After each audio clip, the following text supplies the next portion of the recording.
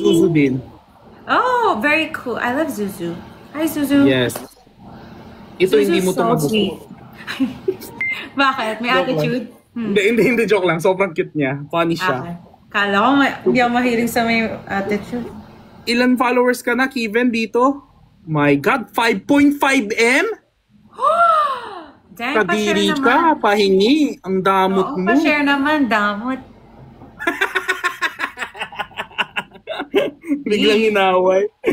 Joke lang. The summer I turned pretty on the Blue app. I enjoyed actually. At first, hater ako kasi ayoko ng mga emo sila, ganun. Pero, it was so good. Like, I ended up finishing the whole thing. Like, I'm waiting for new episodes. Baby bro, ano? I love Ate Denise so much daw, sabi ni Kevin. Ang OA so much. I can't wait to meet you so much. Doon ka mag-comment para pansinin ka. Ito naman. Gumagamit ka pa ng friendship card. So, He's Zuzu. very into like Korean makeup vibe. Oh, Like period. the very Natural. brighter complexion, very Wonyoung style, yung very ikaw.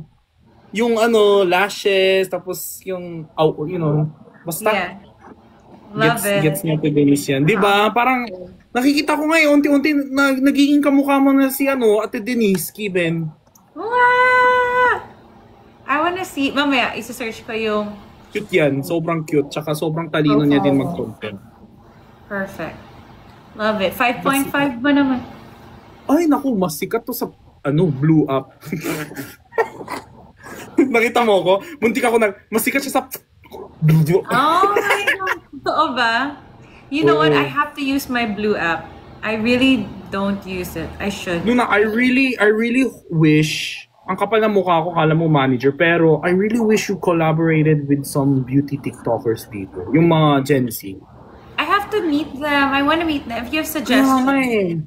Given you want to meet Ate Denise, alam ko address niya. Ako gagawa ng makeup mo. Tinip, di ba? Oo.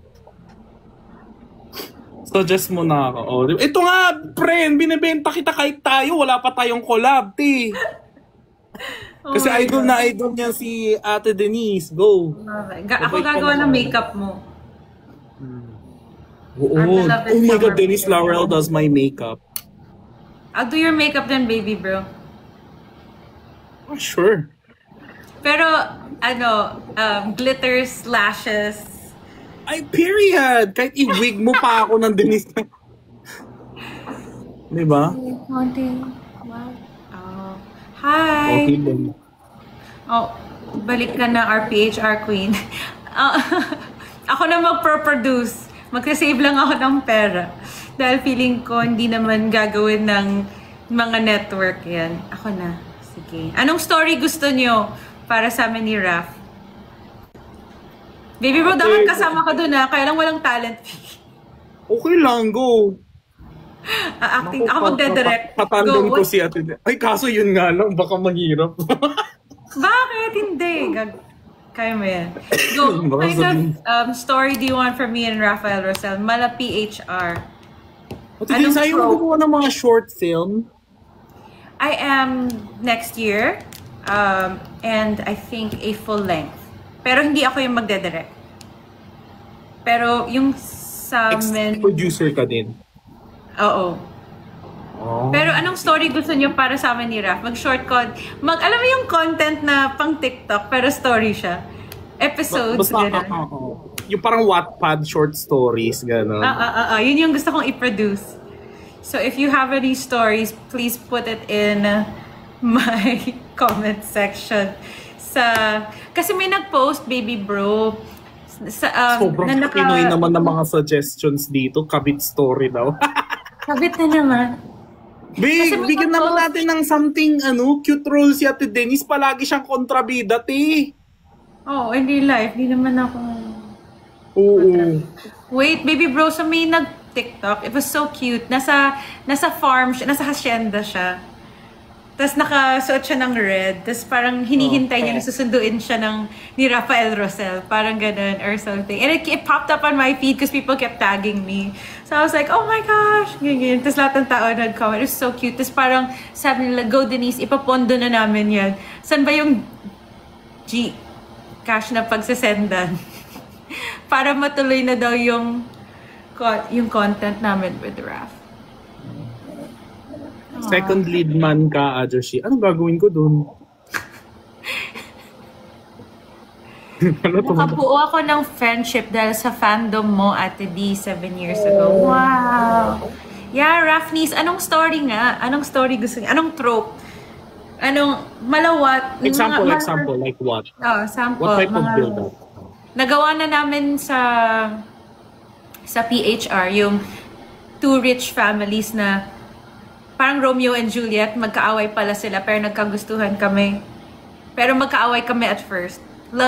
Hate to love relationship, nagawa na namin yun. Ni Raf. Tapos nagawa na namin yung Midnight Phantom. Paano ko ba explain ang Midnight Phantom? Hirap naman mag-suggest dito sa matalino, te. Ang hirap, no? Anong story? Matanda na kami, Where's Bookie? It's 1:53, of course, tulog siya. Ituloy ang story ni Marco at Emerald. Paano? Does your son play Roblox? No. Ikaw anak ka, Josh. Kevin, tigilan mo ako. Ibaban talaga kita dito. Di ko mabasa yung sinasabi niya. Buisit, ako daw yung anak nyo. Ako daw yung mayari ng ganun. Kumbaga sa pangako sa'yo, ikaw si... Pakala ng karakter. Sige, pag ako nakarinig ng Negi dyan. Hindi. I am the Negi to your vice ganda.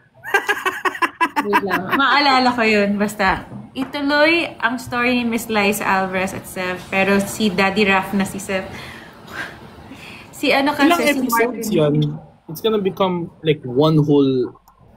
If I can afford to make it longer, then why not? Pero feeling ko yung afford ko lang 10 episodes. Tsaka dito high quality kasi. Oo, pero yun yung uso ngayon. Yung mga shorts lang na Yeah. Hindi ko one music video nga lang, one shooting day lang yun, 1 point something M na series. Passion project. Passion project lang. Pero maganda yung story. I actually asked a very famous Wattpad writer to write for a story for me and Raf. Kaya lang, because of her job, hindi siya pwede mag-write para sa amin ng script kasi sobrang identified kami sa PHR. So, clash kasi yung PHR tsaka yung Wattpad. So, sayang. Ang galing-galing pa naman niya. Pero, it would have been great. Sige, mag-isip kami ng story. But baby bro, let's sleep na. Matutulog ka ba? Wisit pina-overthink tayo, tas matutulog daw siya. Nakakainis, no? Nabuhay bigla yung brain cells ko. Isip na mga... Wala kasing Baby bro, feeling ko sa'yo lang sila sumasagot. Sa akin kasi walang sumasagot. Kaya sabi ko, okay, talk show dito. Thank you po sa mga nagpa-follow. Thank you, Yan Fernandez. Hello. Feeling ko na bored ko kasi sila eh. Kaya hindi ko na itinuloy.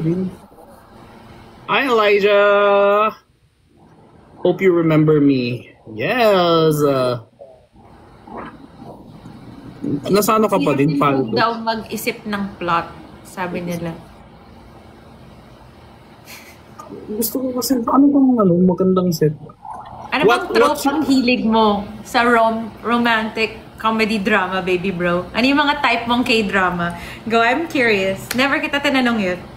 Siyempre, gusto ko yung yung mahilig ako sa parang yung away tapos wala pa nga.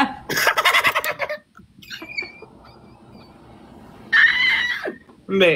Mahilig ako sa yung ano ba tawag doon? Yung parang magkaaway tas biglang hate to love. Typical rom-com, oo. Yeah, yun talaga kami din dati, yung Christine. Somebody said, I want to suggest, but malolobat na ako. Pero na-type mo yung comment mo. Na-comment niya yung malolobat na daw siya. Mala encounter. Ibig sabihin nun, dapat mas matanda ako. Kaya lang mas matanda si Raf sa akin. So, paano? Did you like Encounter, baby bro? Park Bogam. Hindi naman. Pag Pakpogam, ang favorite ko talaga is yung Love in the Moonlight ba yun? Ano yun? Yes! Oh That's my my God. ultimate, talagang kinilig ako ng I love Love in the Moonlight. sobra. Actually, maybe I'll watch it again. Tsaka gusto ko yung walang emotion masyado yung lalaki. Ganun ako lagi. Mysterious Ayoko stuff. yung- Nonchalant. Ayoko yung rom-com na talagang comedy talaga yung lalaki. Ayoko. Lahat may ano pa rin, may dating. Oo, gusto ko cold love siya. Ayun na po. Parang si Gu Junkyo na Emi na parang mahal mo yung tao pero hindi mo ma-express. Yung parang ganun, guys. Okay, nakakakilig kayo. Oh, mysterious. Okay, wait. What about, did you like Dear Ex? Hindi ko pa napapanood. Hindi ko mahilig sa rom-com eh. It's not rom-com, baby bro. It's so good. Watch Dear Ex? Dear Ex, please. Oh my goodness, I love Dear Ex. I think it's one of my faves of the year. Baby bro, in-orderan kita nito, pero Christmas gift ko na yun sa'yo. Na-excite lang ako. Kasi, Ano yan? pop socket. It's the blush? Multi. Oh. Pero yun na yung Christmas gift kasi. Na-excite lang ako, ipakita sa'yo. I was there in their first ever pop-up. So, nabili ko siya. Oh, tara guys, matulog na tayo. Pinapatulog na tayo dito sa com section. Okay. Guys, Bye, galingan mo bukas. Have fun. Baby bro, galingan mo. Yes. Love you. Bye. Bye, everybody. Good night. Oo nga, dapat 10 minutes lang ako dito. Pero napahaba tayo. Have you watched Business Proposal? Of course. Alright guys, good night. Don't forget to stay hydrated. Don't forget to pray before going to sleep. Bye. Good night.